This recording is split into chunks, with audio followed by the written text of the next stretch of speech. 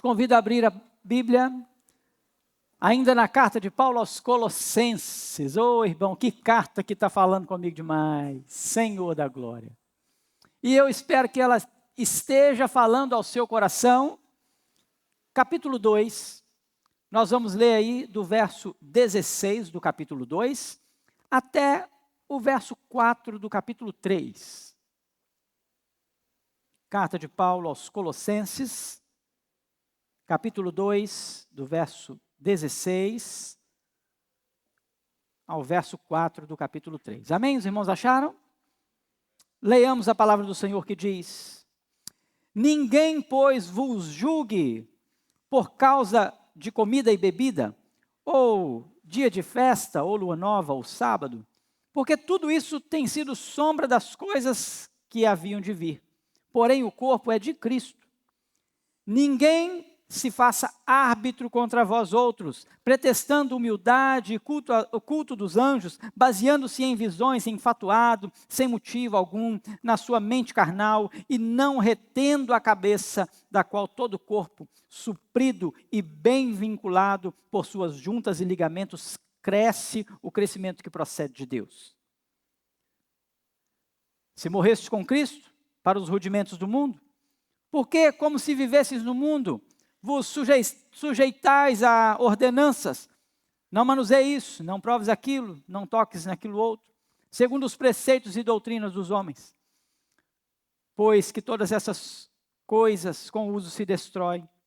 Tais coisas, com efeito, têm aparência de sabedoria, como culto de si mesmo, de falsa humildade e de rigor ascético, todavia não tem valor algum contra a sensualidade.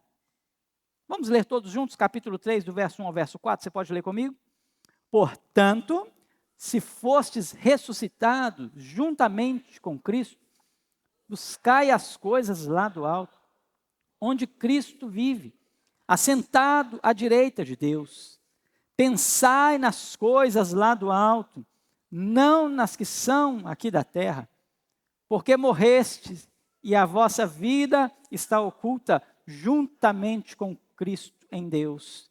Quando Cristo, que é a vossa vida, se manifestar, então vós sereis manifestados com Ele em glória. Amém? Feche seus olhos.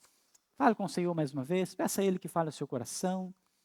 Pai querido, muito obrigado pela sua bondade, sua misericórdia. Obrigado pela sua fidelidade.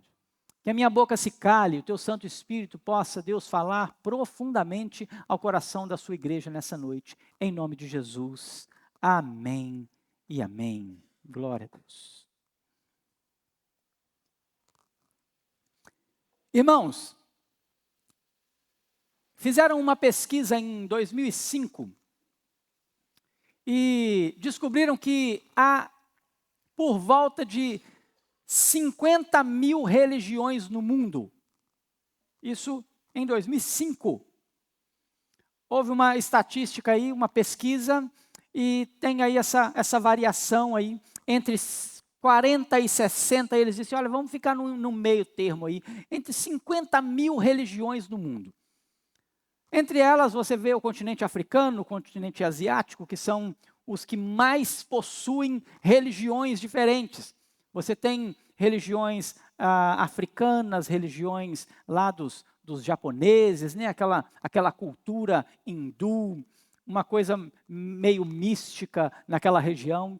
Mas é interessante porque diz que no Brasil, quando fala-se de aqueles que se denominam cristãos, diz que existe pelo menos 33 linhas, 33 tipos de pessoas, de lugares que se denominam religiões cristãs. Pensa, só no Brasil. E essa estatística mostrou que algumas pessoas abrem as suas religiões e elas então propagam as suas religiões, mas muitas delas não dão certo.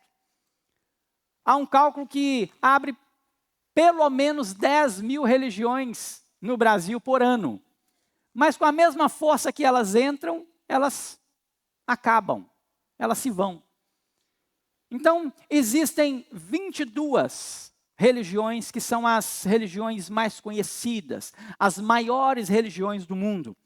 incluindo os cristãos. Mas quando nós falamos de cristãos, nós temos um problema com esses 33 mil, ou essas 33 mil religiões que se denominam cristãs. Nós temos visto isso, o presbítero Walter falou um pouco disso na sua aula passada, sobre aquelas pessoas que estão fazendo os seus cultos de maneira esquisita. Uma ideia esquisita de prestar um culto, e estão dizendo que são cristãos, quando na verdade eles são mais uma religião inventada.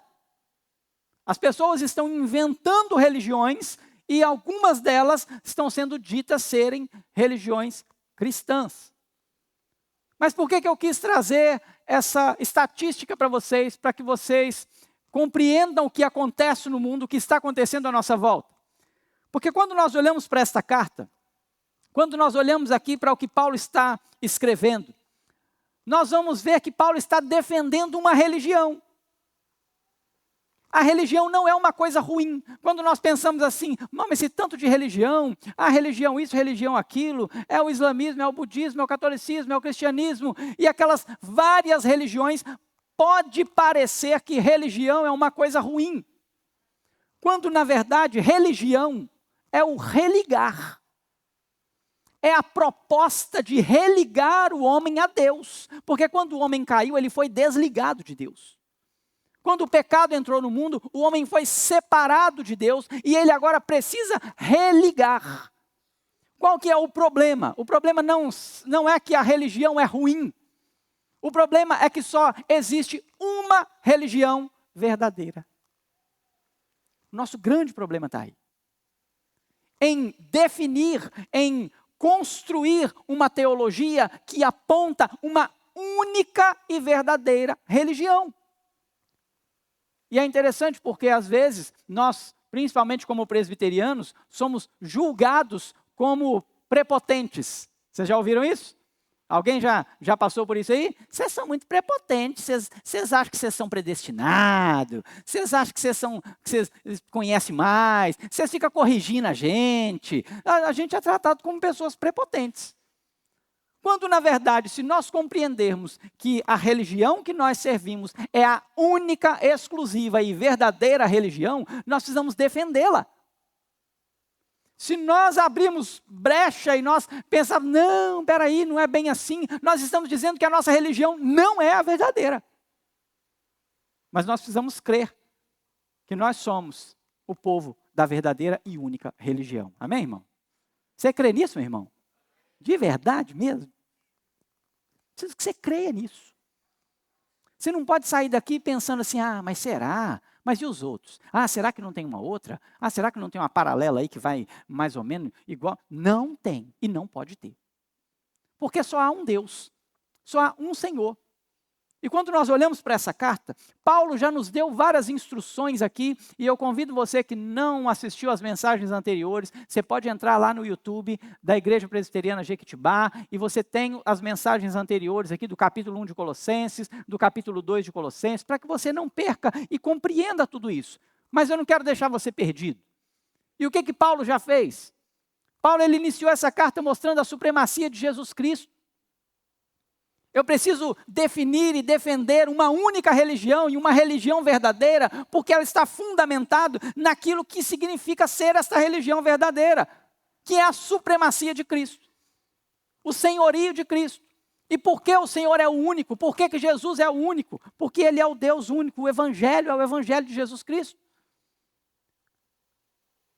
Nós vimos também que aqui no capítulo 1, que o Senhor Jesus é aquele que nos deu a redenção, aquele que nos redimiu, aquele que nos tirou das trevas e nos levou para o reino do seu Filho amado.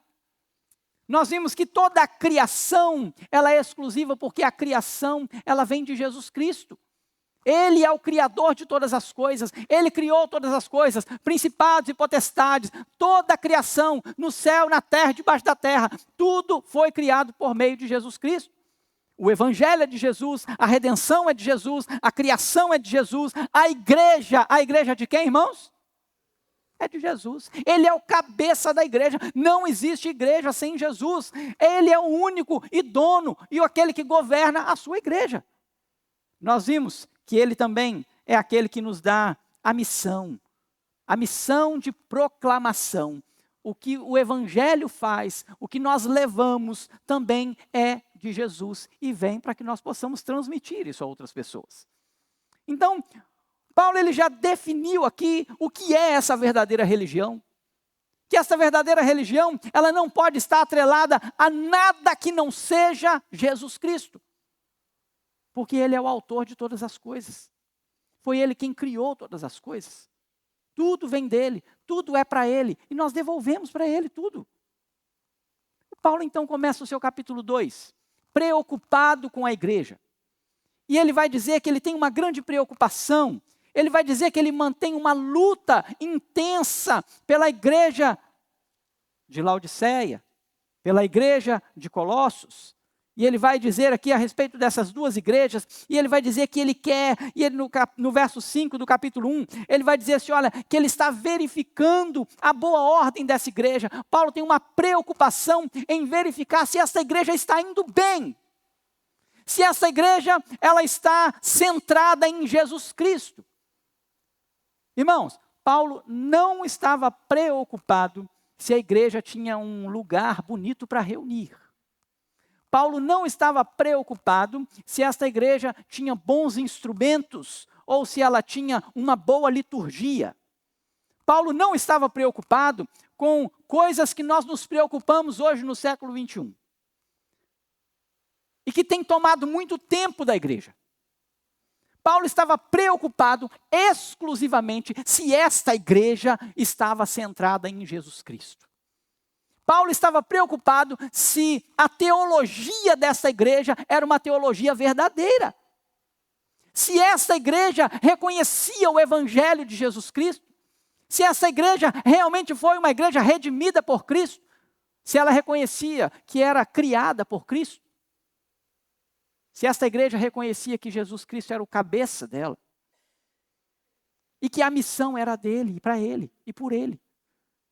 Paulo está preocupado em mostrar uma boa teologia. Então ele vai dizer no verso 6 do capítulo 1, ele vai dizer assim, olha, vocês já receberam Jesus Cristo. Então assim como vocês receberam Jesus Cristo, façam o quê? Façam o quê, irmãos? Andai nele. Vocês estão com vergonha hoje? Paulo vai dizer, vocês que receberam Jesus Cristo, façam o quê? Andai nele. É só você olhar para o texto. Se você fechou a Bíblia, você abre a Bíblia aí, por favor. Não fecha, não. Deixa sua Bíblia aberta, que nós estamos meditando na Bíblia. Mas ele vai dizer assim, olha, não só ande nele, mas vocês também precisam ter raízes profundas nele. Você precisa ser como aquele homem do Salmo 1, onde você está plantado junto à corrente das águas, e Jesus Cristo é a fonte de águas vivas, nós precisamos estar com as nossas raízes em Jesus Cristo. Mas também Paulo em Corinto, ele diz que o alicerce já foi posto, e nós não podemos pôr outro alicerce, e o alicerce que Paulo diz que já foi posto em Corinto, no capítulo 3, na sua primeira carta, é Jesus Cristo. E aí ele vai dizer que, olha, então vocês precisam ser edificados em Jesus. Enraizados em Jesus, mas também edificados nele. Vocês precisam ter a sua fé firmada, convicção. Vocês precisam ter certeza da salvação, meu irmão. Certeza da salvação é algo fundamental na vida de uma igreja que reconhece a supremacia de Cristo. É necessário que você saiba quem é o seu Deus e que Ele te salvou, o que Ele fez por você. Por isso nós participamos da mesa. Nós fizemos algo aqui que demonstra que nós cremos que somos salvos. Porque se você participou da mesa sem convicção de que você é salvo, você tem um problema. Você tem um grande problema. Porque o que nós fizemos aqui foi uma declaração de fé, de que nós cremos que esse Jesus, Ele morreu pelos nossos pecados, Ele ressuscitou ao terceiro dia, Ele subiu aos céus, e Ele vai buscar e vai levar a gente, amém, irmão? Glória a Deus! É esse Jesus que nós cremos. E Paulo está dizendo assim, eu estou preocupado que você conheça Ele. Eu estou preocupado que você tenha ações de graças, que vocês cresçam em ações de graças. E ele vai mostrar mais uma preocupação, ele vai dizer assim, olha, mas tem algo rondando aqui esta cidade. A cidade de Colossos, os laodicenses, tem algo rondando esse povo. E ele vai dizer então no verso 8, ele vai dizer assim, olha, cuidado, tome cuidado meu irmão. Cuidado para que ninguém vos venha fazer de vocês escravos, para que ninguém vos venha enredar, para que ninguém vos escravize. Com o quê? Com filosofias, vãs sutilezas, conforme as tradições de quem? Dos homens, e conforme os rudimentos do mundo. Ele falou assim, cuidado. Tem um povo aí querendo fazer isso com vocês. Mas por que vocês não podem fazer isso? Ele vai dizer então, porque Jesus Cristo é aquele que nos aperfeiçoa. Ele é a plenitude da divindade. Ele é o cabeça de todo principado e potestade. Ele ou nele nós somos circuncidados, agora não mais na carne, mas o nosso corpo agora morre. Nós morremos com ele, nós somos sepultados com ele no batismo, mas também nós ressuscitamos com ele. Nós ressuscitamos dentre os mortos com ele e ele venceu. Nós estávamos mortos nas nossas transgressões, no verso 13. Nós estávamos mortos pela circuncidão da nossa carne, mas ele nos deu vida, ele perdoou os nossos delitos e pecados, ele rasgou a dívida que era contra, ele rasgou a dívida que era contra você. Eu até fiquei meio emocionado, né, na semana retrasada, porque quando eu leio esse texto e eu olho para a gente, eu falo, gente, tinha uma dívida que era contra nós, e o Senhor Jesus, ele pagou, ele rasgou, e falou assim, meu filho, não tem mais dívida contra vocês, está pago. Ele despojou os principados e potestades. E ele triunfou. Mas só que quando nós chegamos no verso 16, ele continua trazendo um grande problema. E eu quero falar hoje com você sobre o problema da religiosidade. Eu falei aqui da religião. A religião é importante. Nós somos um povo da religião, mas a única e verdadeira religião. Mas quando nós olhamos para o texto, o apóstolo Paulo ele está preocupado com essas mesmas pessoas do verso 8, do capítulo 1. Ele está preocupado do capítulo 2, verso 8, capítulo 2, ele está preocupado com essas mesmas filosofias, com estes mesmos rudimentos, ele está preocupado com as mesmas tradições de homens. Leia comigo o verso 16 e 17, por favor. Vamos ler todos juntos? Ninguém, pois...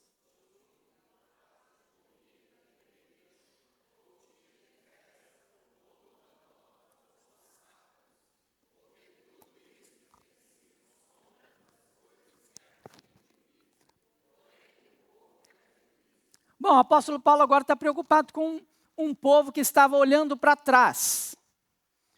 Um povo que estava olhando para os sacrifícios e para as festas que haviam sido instituídas lá atrás, lá no Antigo Testamento.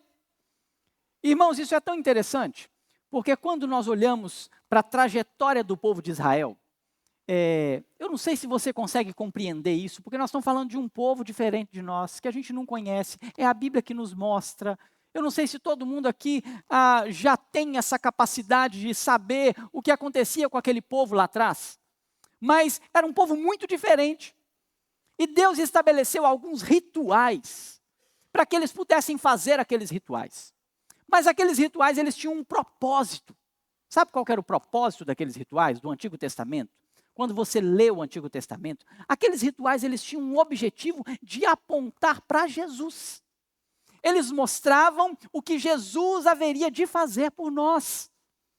Cada detalhe, tudo que nós vemos na construção do tabernáculo, tudo que nós vemos na construção do templo, os sacrifícios, as festas, tudo aquilo que foi instituído no Antigo Testamento, foi para que, quando Jesus viesse, tudo aquilo se cumprisse nele.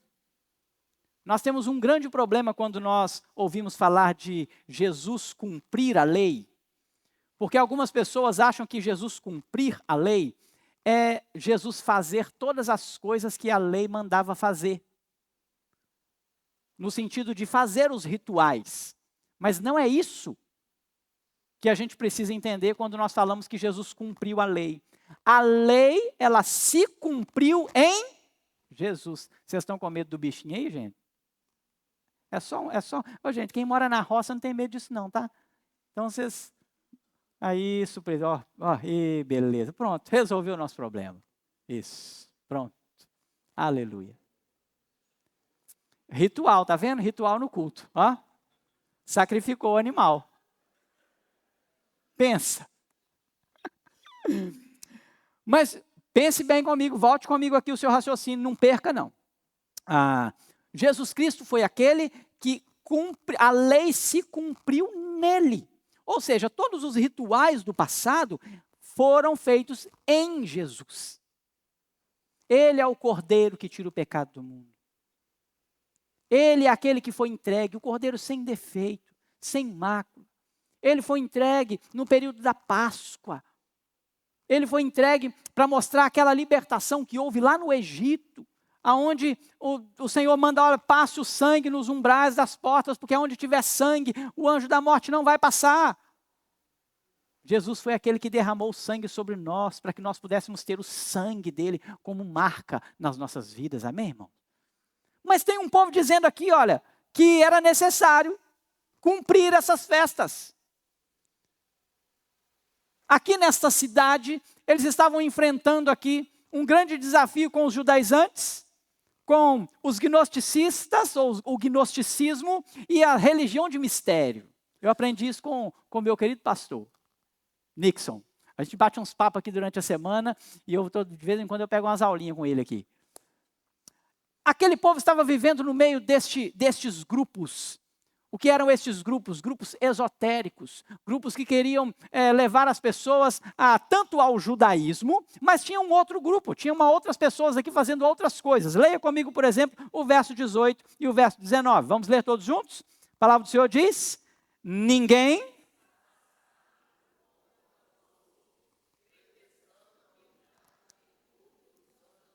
baseando-se sem motivo algum na sua e não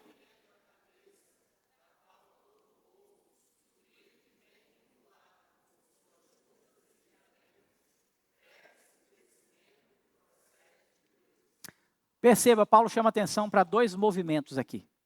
Primeiro é cuidado com os judaizantes.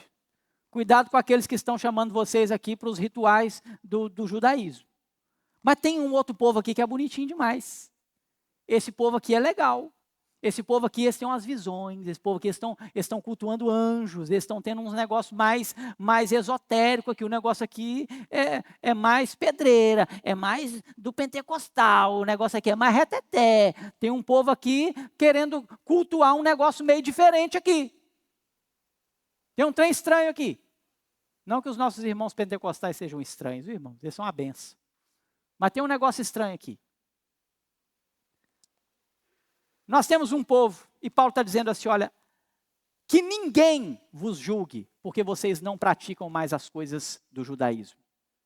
Que ninguém vos faça árbitro, que ninguém julgue vocês, dizendo que vocês não estão fazendo o correto, porque vocês não estão tendo visões, porque vocês não estão cultuando os anjos.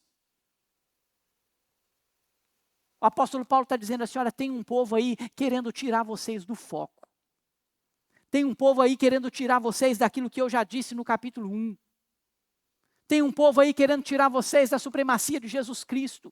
Tem um povo aí querendo fazer vocês voltarem a outras práticas. Tem um povo querendo fazer vocês inventarem coisas novas. Porque aqui você tem tanto judaizante querendo voltar ao antigo, mas você tem o outro querendo fazer coisas novas, religiões de mistério, inventando um negócio novo. Agora vamos pensar aqui, irmãos. Talvez para nós não caiba voltar ao judaísmo. Eu acho que se alguém propusesse aí voltar ao judaísmo, ao sacrifício de animais, não ia servir muito para a gente. Será que servia? Já pensou alguém virar para você e falar assim, nós estamos numa igreja agora, mas você tem que levar o cabritinho. Ia ter jeito, irmão? Não ia ter jeito não. Mal você consegue levar 500 gramas de carne para o churrasco? Vai ficar difícil. Aí o negócio fica, todo culto você tem que levar um cabrito. O negócio não ia dar certo não. Nós ia ter que morar tudo lá perto do Odebi. Vou arrumar uns boizinhos lá para nós também, para a gente sacrificar. Não ia dar muito certo. Você percebe? Ô, irmãos, mas quem diz que nós não temos outras coisas inventadas como este povo aqui? Quantas coisas vocês têm visto que são inventadas? Quantas religiões, quantas doutrinas, quantas propostas as pessoas estão inventando? E elas estão inventando, e o foco delas não é Jesus Cristo. O foco delas é tirar você de Jesus Cristo. Uma igreja que você entra dentro dela e ela canta milhões de louvores, mas ela não fala de Jesus Cristo, do sacrifício de Jesus, ela não mostra para você o seu pecado, ela não mostra que você é carente de Jesus. Essa igreja está inventando moda. E ela pode ser uma das mais de 33 mil religiões chamadas evangélicas que não são a verdadeira religião. Está cheio, irmãos. E eu não estou falando isso com soberba. Então você está dizendo que só Jequitibá que é a igreja verdadeira? Não, todas as igrejas que pregam a Jesus Cristo e esse crucificado são igrejas verdadeiras e são a verdadeira religião. Todas elas. Mas se você olha alguém que não é, o lugar que não é, a igreja que não é, sai fora disso, meu irmão. Pelo amor de Deus. Paulo está dizendo assim, olha, que ninguém te leve a fazer essas coisas, que ninguém julgue vocês, porque vocês são presbiterianos e querem andar de acordo com a palavra. Que ninguém julgue vocês, porque vocês não estão interessados na dinâmica do culto, na maneira com que o culto acontece, que nos agrada, mas vocês preferem ouvir a palavra do Senhor e saber que Jesus é aquele que nos redimiu, e saber que Jesus é aquele que perdoa os nossos pecados. Que ninguém diga para vocês que vocês estão errados. Mas nós estamos precisando defender um pouco mais essa fé. Nós estamos precisando sair por essas ruas e defender Jesus Cristo, a defesa da nossa fé.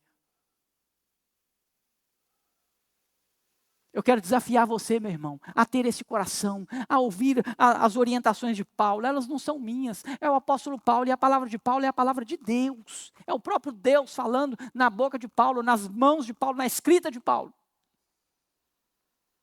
Não deixe que as pessoas roubem isso de vocês. Por quê?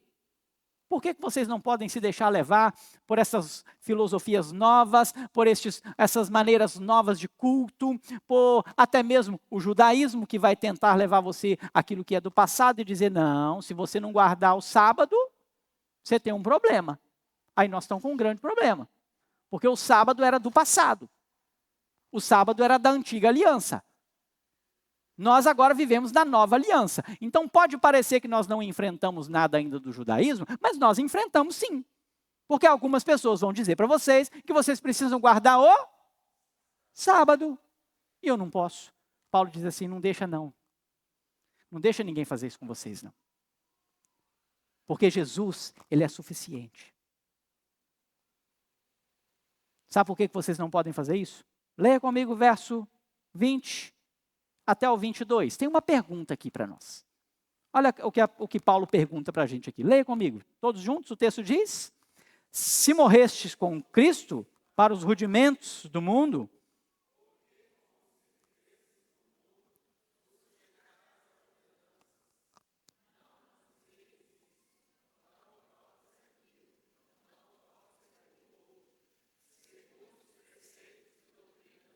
segura aí, segura na pergunta aí. Paulo está perguntando assim, vocês não já morreram com Cristo? Vocês não compreenderam o que está escrito aqui no capítulo 1, no verso 13? Ele nos libertou do império das trevas, ele nos transportou para o reino do seu Filho amado. Vocês não já entenderam isso? Vocês não entenderam que ele deu a redenção? Vocês já entenderam que esse Jesus é aquele que rasgou a dívida que era contra nós? Ele triunfou, ele nos deu vida, nós morremos com ele, a nossa carne, o nosso corpo mortal, nosso corpo carnal morreu com ele, mas nós fomos vivificados com ele na sua ressurreição. Você não crê nisso? Então por que você está querendo viver igual às filosofias dos homens? A pergunta é para você. A pergunta é para mim. Você precisa responder essa pergunta. E deixa eu te contar um negócio. Tem muita gente que quer usar isso aqui como pretexto para dizer assim, então posso beber, né? Porque Paulo falou assim, por que você está preocupado com o que não come isso, não manuseia isso, não faz aquilo? Irmão, o assunto não é esse. Não usem de textos bíblicos com textos específicos para defender causas que não são as causas reais do texto. O apóstolo Paulo ele está falando de religiões e de costumes, tanto dos judeus, como do gnosticismo, como da religião de mistério. Ele está falando das práticas que estes homens estão levantando e dizendo assim: vocês precisam fazer essas coisas, você não pode comer tal coisa, você não pode tocar em tal coisa, você não pode ir em tal lugar, você não pode fazer isso, você não pode fazer aquilo. Aquelas religiões, falsas religiões, estavam dizendo para as pessoas que elas não deveriam fazer isso ou aquilo, comer isso ou comer aquilo. Não vai usar isso de pretexto para sair daqui e falar assim: o pastor pregou e falou assim: então eu posso beber, porque ele falou assim: eu não posso fazer nada, não preciso deixar ninguém me intimidar por causa disso. Tem nada disso. Tem nada disso. Mas você precisa tomar cuidado com aquilo que estas religiões estão dizendo para você, que você tem que fazer ou não tem que fazer. E por que você tem que tomar esse cuidado? Porque Paulo diz assim: você já morreu com Cristo. Você foi sepultado com Cristo, o seu desejo agora não é para as coisas da carne, porque estes homens, o texto ele vai continuar dizendo assim, olha, porque todas estas coisas, verso 22, com o uso elas se destroem. Tais coisas com efeito, têm aparência de quê? Tem aparência de quê, irmãos? Sabedoria, preste atenção nisso aqui. Quando essas coisas aparecem para você, elas aparecem como uma coisa boa. Elas aparecem como algo que você fala: olha, mas isso aqui é legal mesmo. Olha, mas como é que eu nunca tinha visto isso aqui? Ela aparece de uma maneira boa, ela aparece como uma forma positiva. O diabo não aparece de chifre e asa não, irmãos. O diabo aparece bonitinho, maquiadinho, arrumadinho, tá? O diabo, ele é sedutor. Ele vem para seduzir. O texto vai dizer assim, olha, tem aparência de sabedoria, como culto de si mesmo, de falsa humildade e de rigor ascético. Mas, todavia, isso não tem valor algum contra o quê? Contra a sensualidade. Isso não tem valor nenhum contra aquilo que seduz o homem. Estes homens, eles estão preocupados, sabe com o quê? Com aquilo que os agrada. Irmãos, nós estamos vivendo num tempo onde as pessoas estão buscando cada vez mais aquilo que os agrada. Seria assim. Nos últimos dias, nos últimos tempos, as pessoas ajuntariam para si mestres, segundo os seus próprios conceitos, segundo as suas próprias vontades. É os últimos dias. E nós aprendemos aqui na semana passada de maneira tão preciosa, que nós já estamos nos últimos dias. Se você não veio, se você não ouviu a mensagem, está lá no YouTube. Abre lá, ouve lá. Nós queremos que você ouça a mensagem. Porque nós estamos nos últimos dias. E nos últimos dias seriam assim.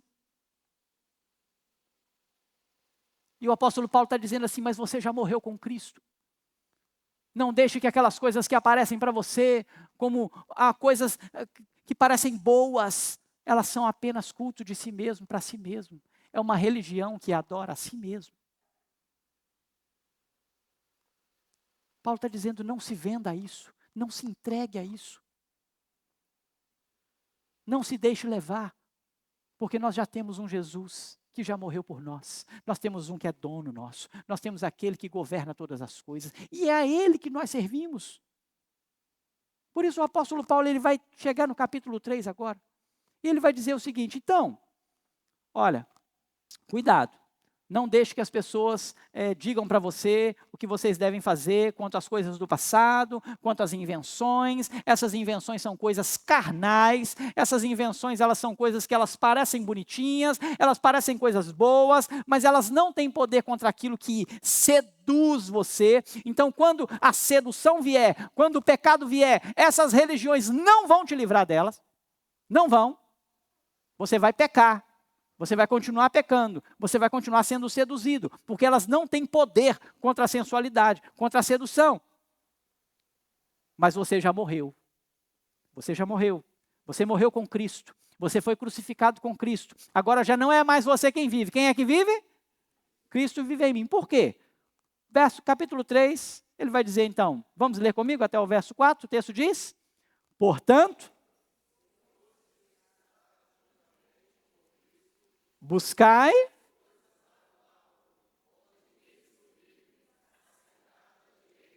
façam o quê?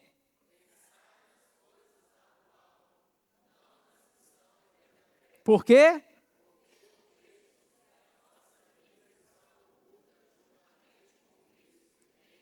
E o que vai acontecer?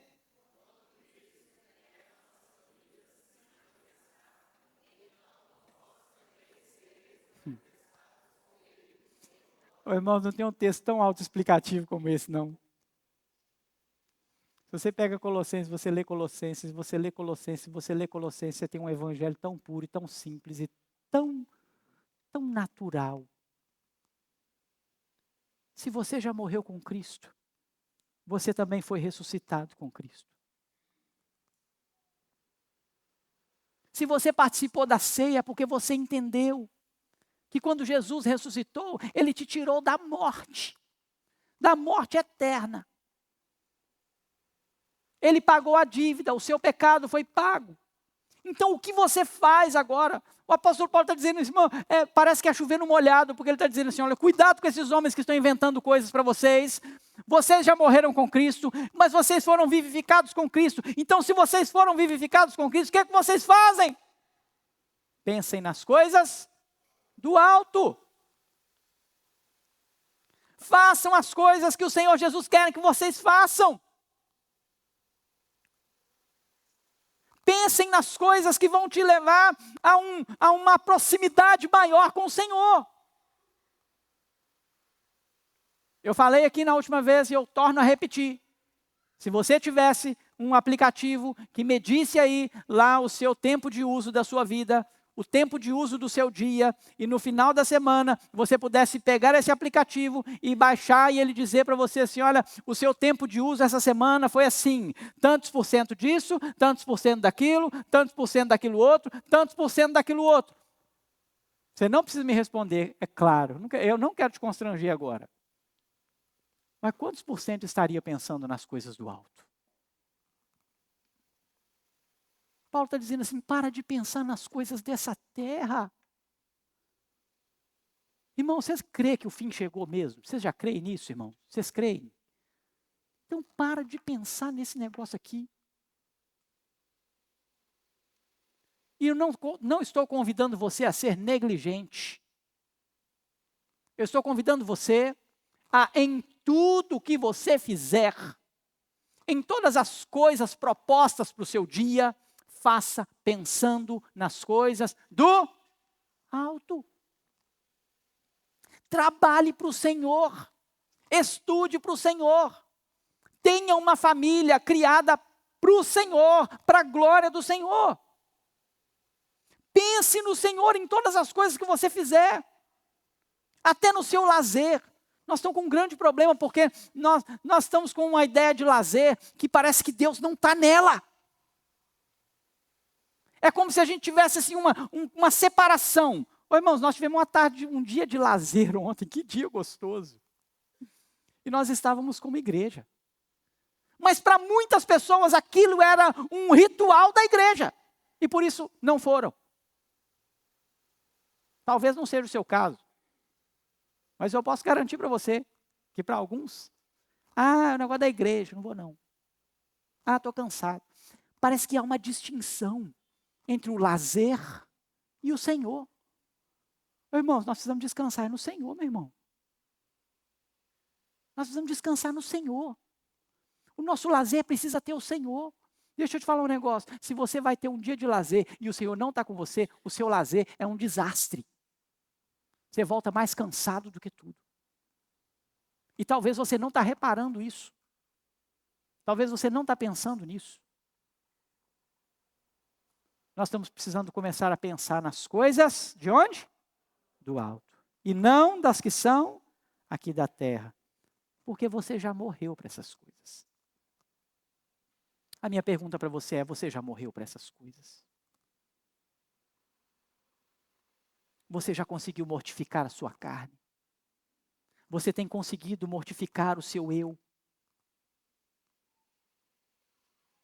Irmãos, construir é tão difícil. Construir uma família é difícil. Exige esforço. Educar um filho é difícil ou não é, irmão? Jesus da glória. Eu estava rindo com a Tainá, porque antes de eu ser pai, um dia eu dei uma aulinha para ela de como criar o Marcos Pedro.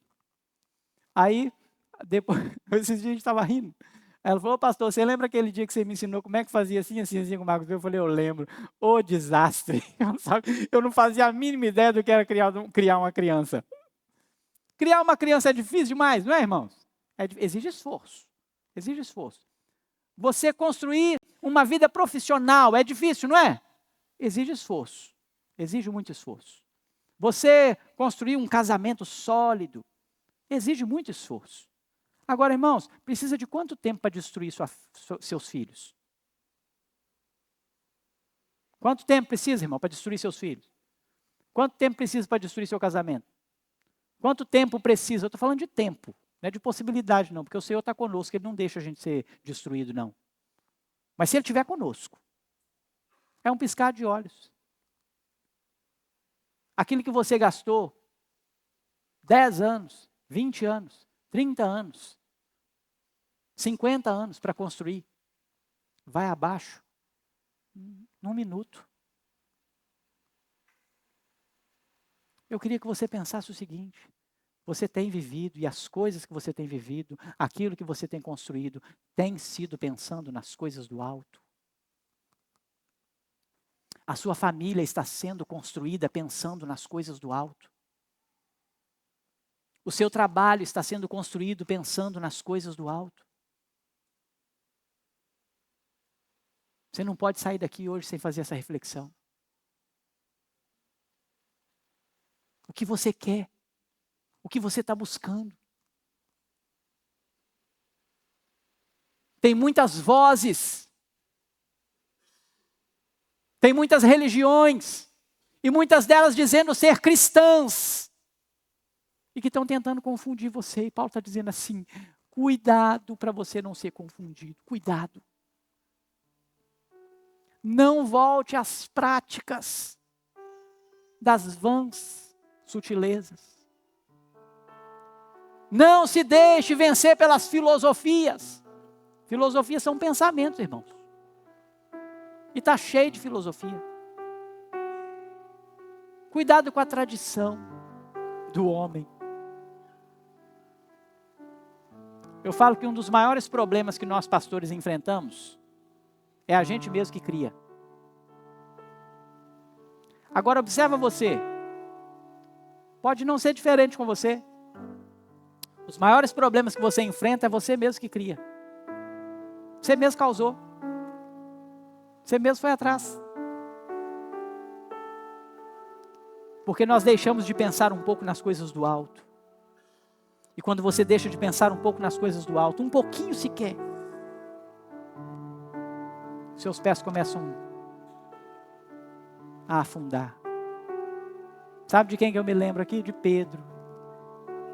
Pedro está caminhando sobre as águas e os olhos dele estão em Jesus. E Pedro está caminhando sobre as águas. Mas por um descuido, Pedro tira os olhos do alto. O que acontece com Pedro, irmãos?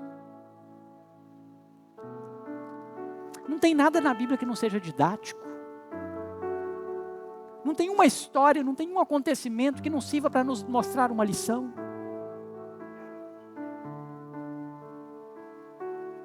Pedro então retoma, porque ele volta a olhar para Jesus. Palavra de Paulo para você aqui hoje: não se deixe enganar se você já morreu com Cristo. Se você já foi vivificado com Cristo, você não pode se deixar levar por as coisas desse mundo. Você não pode se deixar levar pelas filosofias desse mundo. Você não pode se deixar levar pelas religiões desse mundo. Você não pode ser enganado. Você não pode começar a ser religioso a ponto de estabelecer os seus ritos, e por causa dos seus ritos, você achar que está agradando o Senhor. O que o Senhor quer é um coração quebrantado e contrito. Esse Ele jamais despreza. O Senhor quer seu coração, meu irmão. Ele só não quer que você faça o que os outros estão mandando você fazer à toa, que não vai levar você para lugar nenhum. Porque quando o pecado bater na sua porta, aquilo que os homens estão mandando você fazer não vai te livrar, não. Você pode ser a pessoa mais religiosa do mundo. Se Cristo não for o centro da sua vida, quando o pecado bater na sua porta, você vai cair. Mas se você estiver firmado em Cristo, se você morreu com Cristo, se você foi vivificado com Cristo, as portas do inferno não prevalecerão contra a sua vida, porque você é a igreja do Senhor e Ele é o dono da sua vida. Mas Ele tem que ser o dono. E se Ele é o dono, você não tem vontade própria. É Ele que governa, é Ele que diz, é Ele que faz. Queria convidar você a se colocar de pé, curvar a sua cabeça e fazer uma reflexão.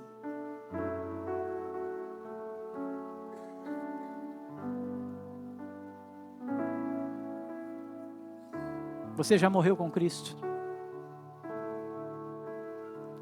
Você já foi crucificado com Cristo?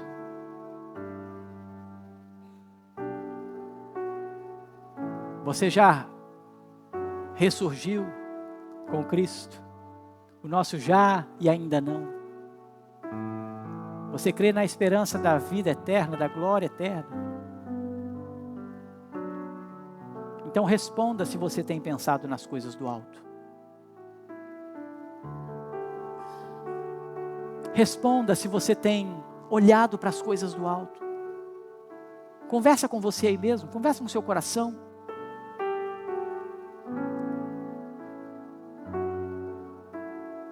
Bate um papinho com você aí. Aquele relatóriozinho do final de semana do seu aplicativo. Precisa mudar quanto?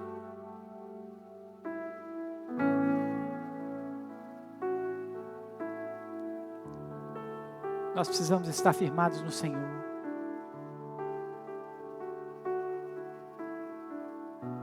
Você precisa crer que rituais não salvam você. Você precisa crer, meu irmão, que mais do que o batismo que você fez aqui, a sua profissão de fé, mais do que aquele ato que você publicou aqui, é o resultado dele na sua vida. Porque se o ato de professar a fé, de batizar e de participar da ceia do Senhor não mudou sua vida, você tem um problema.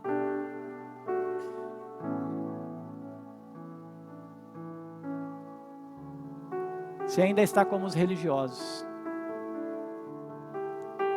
Mas se mudou. Se você já entende isso, você não vive para você mesmo. Se você já entende isso, você não faz as coisas que agradam a você mesmo. Você não busca aquilo que é para o seu coração. Você quer servir a Jesus. Você quer pensar nas coisas que Cristo quer que você pense. Você quer servir a Jesus. Você quer entregar a sua vida totalmente a Ele. Você trabalha e no seu trabalho você fala de Jesus. Você vive por Jesus. Você estuda. Tudo que você faz é para Jesus. É por Jesus. É para transmitir Jesus. Na sua casa, nas ruas, aonde você for, em todo lugar que você for, a sua meta, o seu motivo, a sua razão é transmitir a Jesus.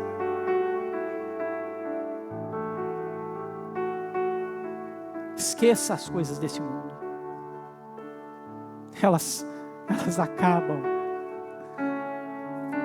Elas acabam, irmão. Um tsunami leva uma cidade inteira em alguns minutos. Um terremoto destrói um país, uma nação, em segundos. Não tem nada nessa terra que presta, tudo aqui perece. Aquilo que o Senhor tem colocado nas suas mãos precisa glorificar a Ele.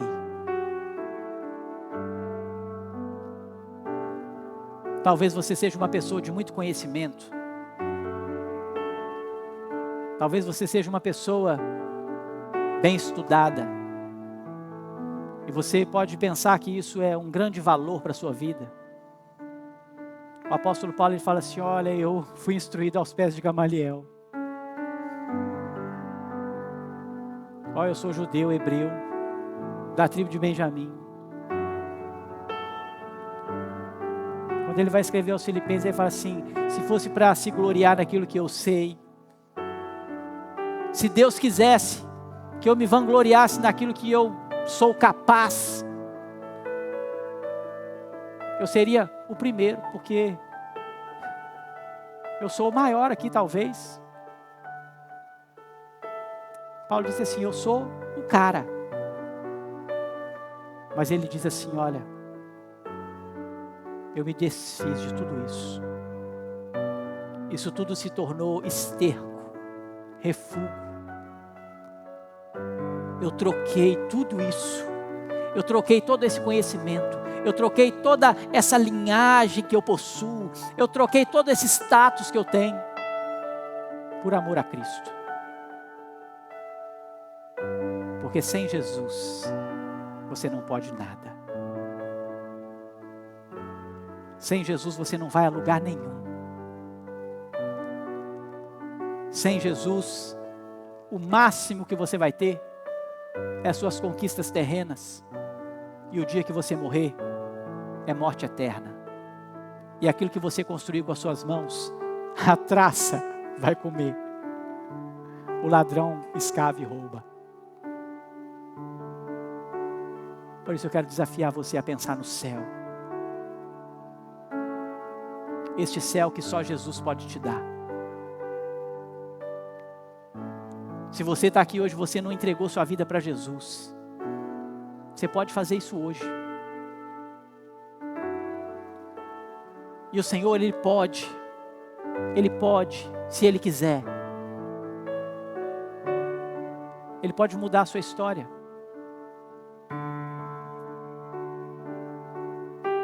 Ele pode te dar e fazer benefícios terrenos na sua vida. Ele pode. Mas deixa eu te falar uma coisa, meu. Se você reconhecer Jesus como seu único e suficiente Salvador, Ele vai te dar aquilo que você mais precisa. Ele vai te dar aquilo que é mais precioso. Ele vai te dar aquilo que mais importa. A vida eterna. A salvação eterna. E por pior que seja a sua vida aqui nessa terra, seja com enfermidade, seja com escassez, seja com lutas, com problemas, com rejeições, com qualquer outra coisa, isso não vai fazer a mínima para você, porque você sabe que você já recebeu aquilo que é o melhor, que é a vida eterna em Cristo. Entrega a sua vida para Jesus. Assuma um compromisso com Jesus. Para de ficar atrás daquilo que perece. Para. Busque o Senhor. Busque o Senhor. Deus, em nome de Jesus. O Senhor, Deus, tem a sua palavra para nós nessa noite, que pode mudar a nossa vida, a nossa história, nos dar nova direção. Que nós possamos reconhecer nesta noite a religião verdadeira, aquela que está fundamentada em Jesus Cristo, unicamente, exclusivamente. Para que a gente não se deixe levar por estas filosofias, por esses rituais, por estas coisas inventadas. Nos dê essa graça, Senhor. Aquele coração que está aqui hoje precisando do Senhor, se rendendo ao Senhor, reconhecendo o senhorio do Senhor, transforma, visita e faz pensar nas coisas do alto a partir de hoje. Aqueles irmãos que já lutam para fazer isso dia após dia, dê forças, Pai, dê graça, não nos deixe escorregar, Senhor, nos mantenha firmes, nos mantenha de pé, para que nós possamos vencer e possamos chegar até o último dia, porque aquele que perseverar até o fim será salvo. Nos ajude a perseverar olhando para o alto, olhando para o Senhor Jesus, que ao reconhecermos que o Senhor Jesus, e que este cristianismo bíblico, evangélico, apostólico, primitivo, é o verdadeiro, a verdadeira religião, que nós possamos crer nisso, para que isso nos mantenha firmes até o último dia. nós possamos ser encontrados fiéis, no nome do Senhor Jesus. Leva-nos em paz, abençoa o teu povo, nos dê uma semana poderosa na sua presença, que o Senhor dê a cada irmão a experiência de poder viver essa semana pensando em todos os detalhes nas coisas do alto, em cada afazer, possam estar pensando e vivendo as coisas do alto. Em nome do Senhor Jesus que nós oramos. Amém e amém. Receba a bênção. Que o amor de Deus, o nosso Pai, a graça do nosso Senhor e Salvador Jesus Cristo, a comunhão e as consolações do Espírito Santo, repouse sobre o povo de Deus aqui presente, espalhado pela face da terra hoje e para todos sempre. Amém e amém. Que Jesus te abençoe. Dê um abraço no seu irmão, dê um sorriso para ele aí, dê um cafezinho gostoso para você ali fora. Que o Senhor te dê uma semana poderosa, em nome de Jesus.